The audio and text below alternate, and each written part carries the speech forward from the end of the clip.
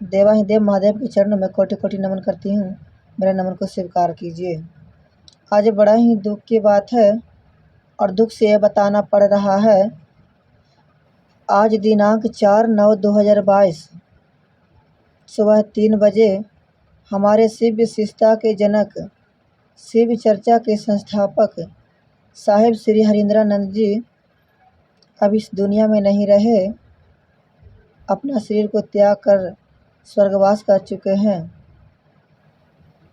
सभी गुरु भाई गुरु बहन से यही कहना चाहती हूँ, हाथ जोड़कर प्रार्थना है कि हमारे साहेब भैया के लिए 2 से 3 मिनट का मौन व्रत जरूर रखें, ताकि हमारे साहेब भैया का आत्मा का शांति मिले। और सभी गुरु भाई गुरु बहन से प्रार्थना है, जो गुरु भाई गुरु बहन जहाँ भी हैं, यहीं से दया मांगिए कि हमारे साहेब भैया का आत्मा का शांति मिले। हर हर महादेव।